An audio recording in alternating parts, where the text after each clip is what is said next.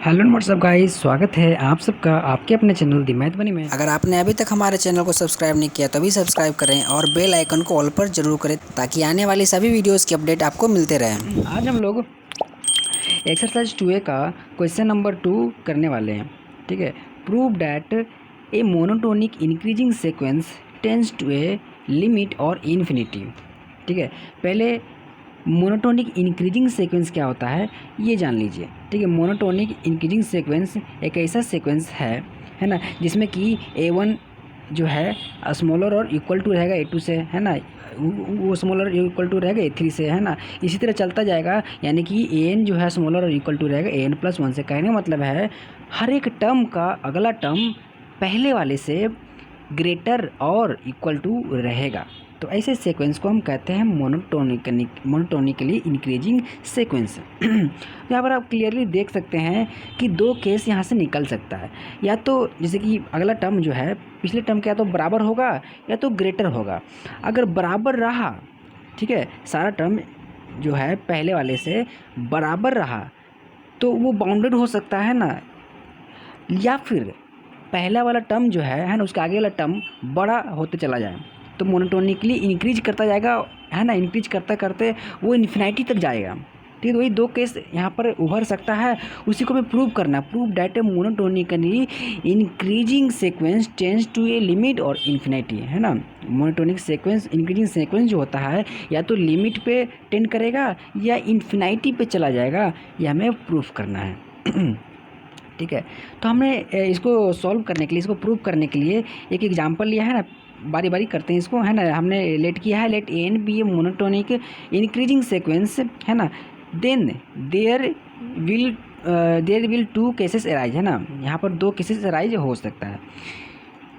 तो पहला केस देखते हैं, है ना। पहला केस क्या होगा कि ये बाउंडेड हो सकता है, और दूसरा केस क्या है कि इन्फिनिटी तक चला जाएगा, है ना। जैसा कि आप यहाँ पर मैंने दिखाया है, बाउंडेड कैसे होगा, इक्वल टू जब हो जाएगा तो कहने मतलब है कि वो जो सीक्वेंस है किसी एक खास इंटरवल के अंदर में ही रहेगा, बाहर नहीं निकलेगा, तो बाउंडेड हो गया, है ना। तो देखिए, और जैसे कि ये मोनोटोनिकली इंक्रीज कर रहा है ना, तो बाउंडेड अबव ही ना होगा, डाउन तो हम करेंगे नहीं, है ना, बाउंडेड अबव ही होगा। तो इसलिए यहाँ पर दो केस होता है। पहला केस है बाउंडेड अबव का, है ना, सीक्वेंस जो है बाउंडेड अबव हो जाएगा। It can be proved bye an example. हमने इसको प्रूव करने के लिए एग्जाम्पल लिया। ठीक है, एग्जाम्पल की हेल्प से हम इसको प्रूफ करेंगे। ठीक है, हमने एग्जाम्पल ले लिया, है ना, सीक्वेंस ले लिया जिसमें कि इसका एनवा टर्म n/n+1 है ना, हमने सीक्वेंस ले लिया। तो हम जैसे जैसे 1 का n = 1 2 3 पुट करेंगे, ऐसा कुछ हमें सीक्वेंस मिल जाएगा। ठीक है, अब जैसे कि ये सीक्वेंस बाउंडेड अबव है, हमने केस पहले ले लिया है ना, हमें यही प्रूव करना है कि देखिए, जैसे कि मोनोटोनिक इंक्रीजिंग सीक्वेंस है, दो चीज़ हो सकता है, या तो बाउंडेड अबव है या तो अनबाउंडेड अबव है। तो पहला केस हमने लिया बाउंडेड अबव का। तो अगर बाउंडेड अबव है तो बाउंडेड अबव का करने का मतलब क्या है, जैसे कि मान लीजिए ये सीक्वेंस है, ठीक है, और ये यहाँ तक जा रहा है, ठीक है, यहीं तक है। तो इसका अगला क्या हो जाएगा an+2, है ना, उसके अगला क्या हो जाएगा an+3, है ना। तो हम कहेंगे कि an+2 से बाउंडेड अबव है, an+3 से बाउंडेड अबव है, an+4 से बाउंडेड अबव है, n+5 से बाउंडेड अबव है ना। हम इतना सारा चीज़ कह सकते हैं। ठीक है, अगर बाउंडेड अबव रहा तो, ठीक है, तो वही हम सेट ले लेते हैं। मान लीजिए कोई सेट ऐसा है, उसी के अंडर इसका सारा सीक्वेंस है ना। उसके लेस देन भी हो सकता है और बराबर हो सकता है, कोई दिक्कत नहीं है ना। तो कोई सेट से क्या होगा, ये जो सीक्वेंस है एकदम बाउंडेड अबव होगा, है ना, उसके अंडर में होगा, है ना। इस सेट है ना, सेट से अंडर क्या होगा, सब क्या होगा, नीचे होगा, है ना। n+1 के बराबर में दिख रहा है ना, n/n+2 के क्या है, नीचे में है, n/n+3 के भी कम में है ना, ये क्या है। तो ये सेट है, सेट से क्या है, ये सीक्वेंस एकदम बाउंडेड अबव में है। ठीक है, बाउंडेड अबव कहने का मतलब होता है ना कि कोई सेट ले लेते हैं हम, ठीक है, कोई सेट एस ले लेते हैं, उसी से सारा सीक्वेंस है ना सब कम रहे, है ना। तो ठीक है, तो हम सीक्वेंस जो लिए हैं वो लेस देन है किसी सेट एस से, जहाँ पर सेट एस का जो हमने वैल्यू यहाँ पर लिख दिया है, और इसी में से कोई एक लिस्ट अपर बाउंड ले लेते हैं। लिस्ट अपर बाउंड का मतलब होता है सप्रीम, है ना। इसी में से सबसे छोटा कौन है, n/n+1 दिख रहा है, तो n/n+1 दिख रहा है। अब जैसा कि ये जो सीक्वेंस था ये पूरे सेट से छोटा था, है ना, सेट से क्या था, छोटा या बराबर था, यानी कि n/n+1 से भी छोटा या बराबर होगा, है ना, क्लियर सी बात है। तो इसलिए हमने यहाँ पर ले लिया लिस्ट अपर बाउंड एम ले लिया है ना, n/n+1 को है ना एम मान दे दिया है, ठीक है। अब लिस्ट अपर बाउंड की डेफिनेशन से हम यहाँ कह सकते हैं कि है ना, जैसे कि मैं पहले आपको बताया ही है कि ये पूरे सेट से जो पूरा सीक्वेंस है ना n स्मॉलर या इक्वल टू है, तो n/n+1 से भी स्मॉलर इक्वल टू होगा ना। n/n+1 को हमने क्या दिया मान, m दिया मान, है ना, यानी कि ये जो सीक्वेंस है m से भी स्मॉलर और इक्वल टू होगा। और m का मान हम क्लियरली निकाल के भी देख सकते हैं, ठीक है। यहाँ पर nवां टर्म क्या है, nवां टर्म क्या है, n/n+1 है, ठीक है। हम चाहें तो इसको दो तरीके से वैल्यू निकाल के देख सकते हैं कि इसका लिस्ट अपर बाउंड क्या होगा। पहला तरीका ये है लिस्ट अपर बाउंड निकालने का, है ना, ये n/n+1 है, तो यहाँ पर n कॉमन ले लिया, ऊपर वाले से कैंसिल आउट करके कुछ इस तरह मिल जाएगा।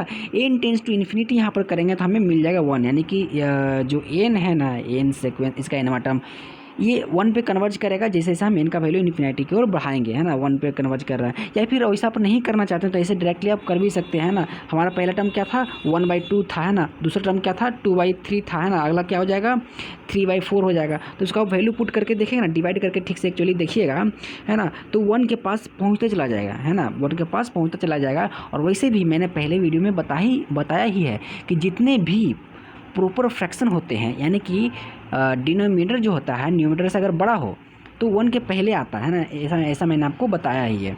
तो सब के हेल्प से आप देख सकते हैं कि जो क्या कर रहा है, 1 पे कन्वर्ज कर रहा है, 1 की ओर पहुंच रहा है, यानी कि इसका मतलब क्या है कि 1 से सब छोटा होगा, है ना, जाहिर सी बात है।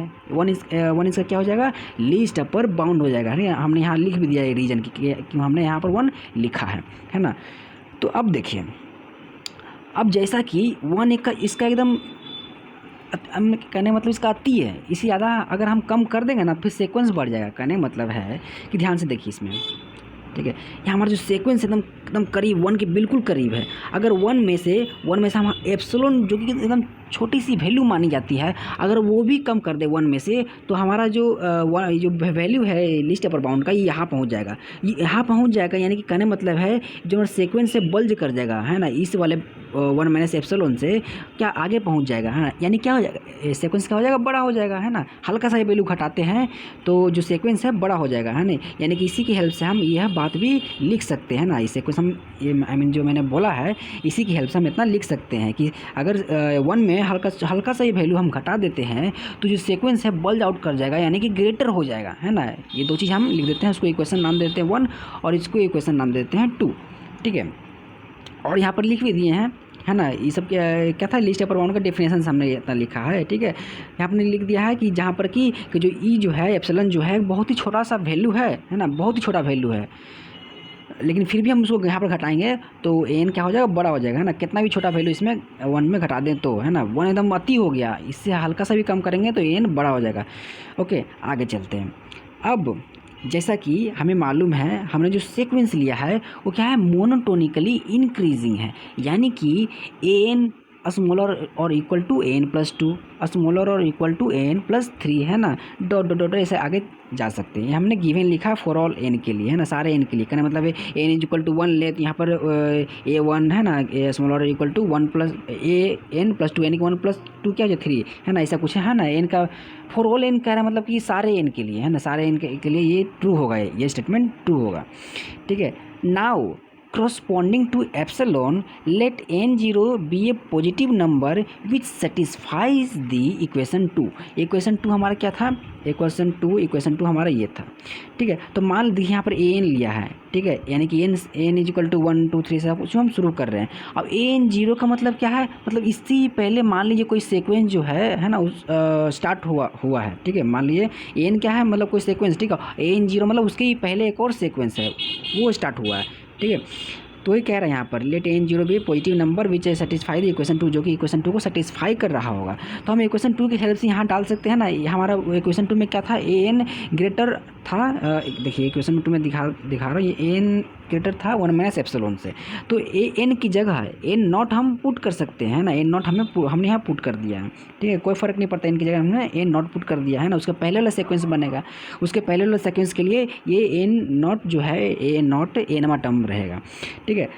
अब इक्वेशन 3 की हेल्प से, है ना, इक्वेशन 3 की हेल्प से हम इतना बात भी कह ही सकते हैं ना, जब इक्वेशन 2 की हेल्प से हम इतना बात कह सकते हैं तो इक्वेशन 3 की हेल्प से हम ये स्टेटमेंट भी लिख सकते हैं कि जब ए नॉट टर्म इतना है तो उसके लिए भी एक सीक्वेंस तो बनेगा ही ना, जिसमें कि ए नॉट जो है smaller equal to a nought plus 1 है ना, इतना होगा। इसको इक्वेशन 5 नाम दे देते हैं, ठीक है। अब चौथा और पाँचवा से हम इतना तो लिख ही सकते हैं ना। अब जैसे कि चौथा पाँचवा देखिए ए नॉट था ग्रेटर था 1 माइनस एप्सिलॉन से, है ना, तो यहाँ पर वैल्यू पुट कर देंगे तो हमें इतना मिल जाएगा, ठीक है। अब जैसे कि देख सकते हैं ए नॉट है ना लेस देन इक्वल टू है ए नॉट प्लस 1 से, less than equal to dot dot dot dot n plus n से, है ना, एन से, एन के पहले नहीं सब सारा सीक्वेंस आ रहा है।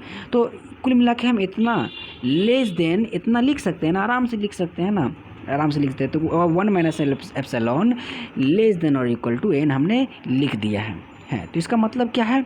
इसका मतलब ये है, देखिए इसको हमने यहाँ पर किया कुछ नहीं है, इसको अरेंज कर दिया, एन को इधर ले आया और 1 माइनस एप्सिलॉन को इधर लेके चला गया, ठीक है। फॉर ऑल एन ग्रेटर और इक्वल टू एन नॉट, है ना, कहने मतलब कि एन नॉट के बाद ही ना एक दूसरा सीक्वेंस आ रहा था, तो एन नॉट का वैल्यू भी तो एन से या तो बराबर होगा या तो एन क्या होगा, एन नॉट से बड़ा होगा, है ना क्योंकि जो एन नॉट था एन के पहले आ रहा था। अब फ्रॉम फर्स्ट से, फर्स्ट इक्वेशन जो था, हम फर्स्ट इक्वेशन से इतना लिख सकते हैं। फर्स्ट इक्वेशन क्या था? एन जो था स्मॉलर और इक्वल टू 1 था, एन क्या था? स्मॉलर और इक्वल टू 1 था, ठीक है। एन जो क्या था हमारा 1 से स्मॉलर और इक्वल टू था, है ना। वैसा हम इसलिए लिखे थे 1 क्योंकि हमारा एम 1 क्या था? लीस्ट अपर बाउंड था ना, 1 से 1 के पास कन्वर्ज कर रहा था, है ना, यानी कि 1 से क्या था उस सारा सीक्वेंस छोटा था। यानी कि यहाँ से हम कह सकते हैं ऊपर वाले की हेल्प से, जैसे हमने पहले लिखा था, है ना, 1 में अगर देखिए माइनस कर रहे थे तो एन क्या बाहर निकल जा रहा था, एन बड़ा हो जा रहा था, लेकिन प्लस करने में तो कोई फ़र्क पड़ेगा नहीं ना। जैसे कि मान लीजिए सीक्वेंस है ऐसा कुछ है ना 1 था, तो ये हमारा लिस्ट अपर बाउंड है, ये हमारा लिस्ट बाउंड है, तो ये कम करने पर ना ये 1 माइनस एप्सिलॉन पीछे आ रहा था तो ये सीक्वेंस बड़ा हो जा रहा था। लेकिन हम अगर 1 प्लस एप्सिलॉन कर दे तो इसका जो वैल्यू है ना आगे चला जाएगा, तो सीक्वेंस का कम ही रहेगा, कोई फ़र्क नहीं पड़ेगा, है ना। यानी कि ये जो है ऐसा हम लिख सकते हैं, कोई दिक्कत नहीं है ना, कोई फ़र्क नहीं पड़ेगा, है ना। बट 1 माइनस एप्सिलॉन करने पे फ़र्क पड़ेगा क्योंकि 1 क्या एक्सट्रीम है, कम करने पे एन बड़ा हो जाएगा, लेकिन प्लस करने पे बड़ा नहीं होगा, एन छोटा ही रहेगा, है ना, क्योंकि 1 क्या है हमारा लीस्ट अपर बाउंड है। इसको इक्वेशन 7 नाम देते हैं। अब हम इक्वेशन 6 और 7 को कंबाइन कर देंगे। 6 हमारा क्या था ये वाला और 7 था ये वाला, है ना। 1 माइनस एप्सिलॉन वाला एक है, एक 1 प्लस एप्सिलॉन वाला है। इसको हम कंबाइन करेंगे तो कंबाइन करके हम कुछ ऐसा लिख सकते हैं। तो इसका मतलब क्या हुआ जो हमने यहाँ पर लिखा? इसका मतलब ये हो गया कि हमें एक ऐसा पॉजिटिव नंबर एप्सिलॉन ज़रूर मिलेगा कि जैसे जैसे हम एन नॉट से जो वैल्यू है एन का बढ़ाते चले जाएं तो हमें जो सीक्वेंस है 1 माइनस एप्सिलॉन और 1 प्लस एप्सिलॉन के बीच में मिलेगा, ठीक है। ये इसका मतलब हो गया, ठीक है। इसलिए यहाँ पर हम ऐसे लिख सकते हैं, है ना, एन नॉट वैल्यू जरूर मिलेगा एप्सिलॉन के कॉरस्पॉन्डिंग में, ठीक है। इसी को हमने यहाँ पर लिखा और सॉल्व करेंगे आगे, ठीक है। यहाँ पर हमने इसको सॉल्व करने के लिए क्या किया कि देखिए यहाँ पर हमने एडिंग 1 किया, ठीक है। तीनों इनइक्वालिटी में यहाँ भी है ना ये और इसमें तीनों में हमने क्या किया -1 ऐड कर दिया, ठीक है। तो हमें इतना मिल गया। अब हमने क्या किया कि देखिए यहाँ से हम 2 वैल्यू निकाल सकते हैं, या तो पहला यहाँ से यहाँ तक है ना ये वाला इनइक्वालिटी लेके और ये दूसरी बार सेकेंड इनइक्वालिटी लेके, है ना। इसको फर्स्ट इक्वालिटी बोलेंगे, एक मिनट, इसको हम फर्स्ट इनइक्वालिटी बोलेंगे, ठीक है। इसको हम फर्स्ट इनइक्वालिटी बोलते हैं और इसको बोलते हैं सेकेंड इनइक्वालिटी, ठीक है। ये सेकेंड इनइक्वालिटी हो गया हमारा। तो फर्स्ट इनइक्वालिटी ऐसे कर सकते हैं और सेकेंड इनइक्वालिटी ऐसे हम कर सकते हैं, लिख सकते हैं, है ना।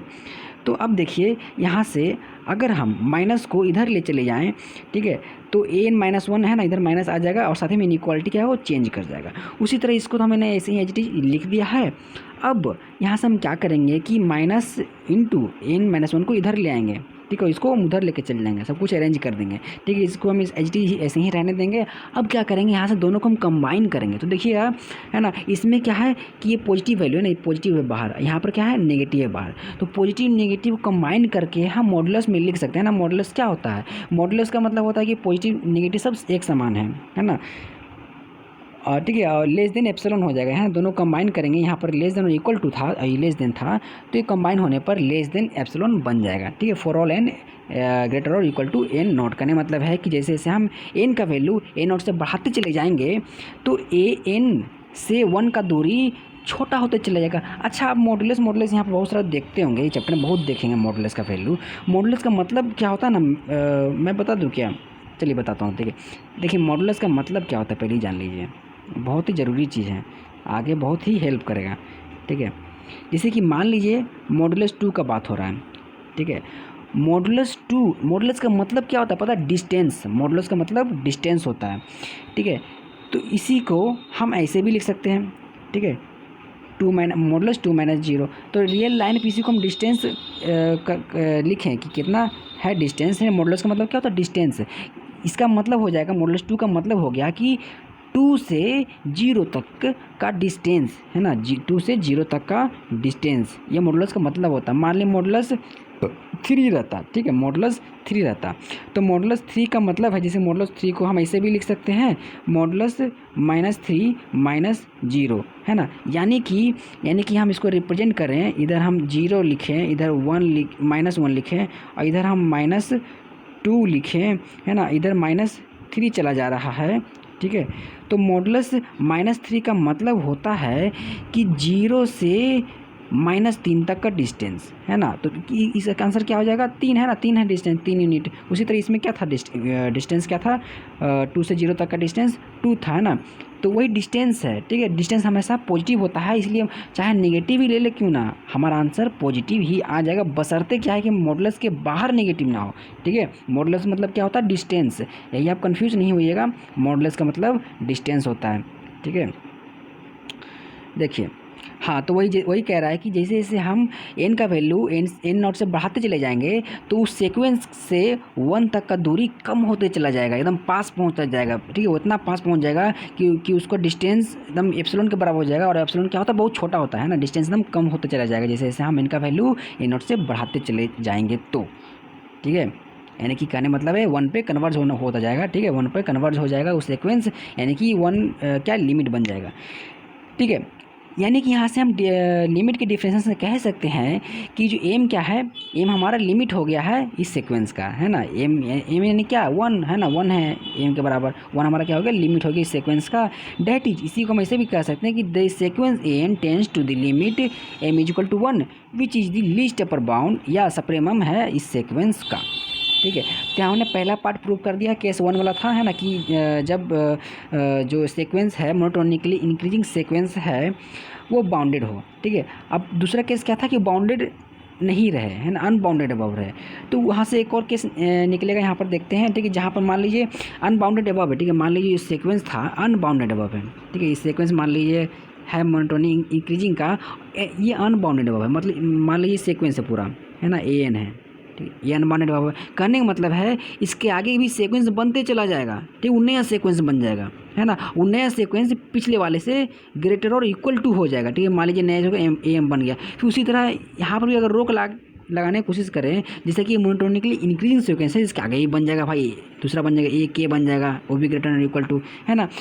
तो इस तरह से ये कभी ख़त्म ही नहीं होगा। ठीक है, ख़त्म ही नहीं होगा। मान लीजिए यहाँ पर कोई एक लिमिटिंग पॉइंट ले ले, कहने मतलब एक पॉइंट ले ले, जैसे कि मान लीजिए यहाँ पर के नाम देते हैं पॉइंट। ठीक है, के नाम देते हैं, यहाँ पर हम मान लें के लेते हैं, तो इनके जैसे जैसे हम वैल्यू बढ़ाते चले आएंगे तो के से कुछ ना कुछ वैल्यू बड़ा मिलेगा ही। ठीक है, यानी कि हर एक वैल्यू, मतलब यहाँ पर दूसरा के लेते हैं, यहाँ पर पी ले लेते हैं। ठीक है, पी से भी आगे कुछ ना कुछ बन ही जाएगा, जैसे कि मोनोटोनिकली इंक्रीजिंग है और भी नॉट बाउंडेड अबव है। ठीक है, तो यानी कि हर एक के लिए एक उससे ही बड़ा वैल्यू हमें मिल ही जाएगा। ठीक है, तो इसको हम ऐसे लिख भी सकते हैं। ठीक है, लेट के बी ए पॉजिटिव इंटीजर हावेवर लार्ज, कितना भी हम लार्ज लेंगे तो उसके करस्पॉन्डिंग में एक पॉजिटिव इंटीजर एम हमें ज़रूर मिलेगा, जिसमें कि जो एम होगा वो हमेशा के से बड़ा ही हो जाएगा, है ना। हर एक के लिए हमें एक एम ज़रूर मिल जाएगा उससे बड़ा, है ना, कितना ही बड़ा ले लें उससे बड़ा हमें एक नंबर मिल ही जाएगा, है ना। ठीक है, ऑल्सो एन जो है ग्रेटर देन एम, है ना, जैसे कि हमने एम क्या लिया था, ग्रेटर देन के ले लिया था, है ना, कि कोई भी के का वैल्यू लें। ठीक है, उसका के का वैल्यू पुट करके हम नया सीक्वेंस बनाएं। ठीक है, तो वो हमेशा उससे कुछ ना कुछ बड़ा रहेगा ही, एन हमेशा उससे बड़ा ही रहेगा। ठीक है, इसका मतलब क्या है, यहाँ पर हमने लिख दिया ऐसा, क्यों हमने लिखा मोनोटोनिकली, क्योंकि ये एन क्या है, सीक्वेंस जो है मोनोटोनिकली इंक्रीजिंग है, इसलिए हमने इतना स्टेटमेंट लिखा है। ठीक है, इसका मतलब क्या है कि एन हम कितना ही बड़ा लें, जो मैंने बोला ना वो यहाँ पर लिखा हुआ, कोई दिक्कत नहीं है। ठीक है, एन हम कितना ही बड़ा लें, कैसे कहने मतलब है कि एम हम जैसे जैसे एन की ओर बढ़ाते चले जाएँ, है ना, एन का वैल्यू एम से बड़ा करते चले जाएँ, ठीक है, तो सीक्वेंस का वैल्यू भी कोई ना कोई के से बड़ा होते ही चला जाएगा। चाहे हम के का वैल्यू कितना भी बड़ा ले लें, वो सीक्वेंस जो है ए एन उससे भी बड़ा मिल जाएगा। यानी कि इसका मतलब क्या है कि जो सीक्वेंस है डाइवर्ज कर रहा है इन्फिनिटी में, है ना। इसका मतलब ये ना हुआ कि कोई बड़ा वैल्यू ले रहे हैं और उससे बड़ा कोई ना कोई मिल ही जा रहा है। इसका मतलब क्या हुआ कि वो इन्फिनिटी में डाइवर्ज कर रहा है। इसका मतलब क्या है, इसी को हम दूसरा भाषा में ऐसे भी लिख सकते हैं कि we can also say that जो सीक्वेंस ए एन है टेंड्स टू इन्फिनिटी कर रहा है, हेंस प्रूव्ड। ठीक है, हेंस प्रूव्ड। हमारा काम खत्म। ये था क्वेश्चन नंबर 2 का सॉल्यूशन। Thank you.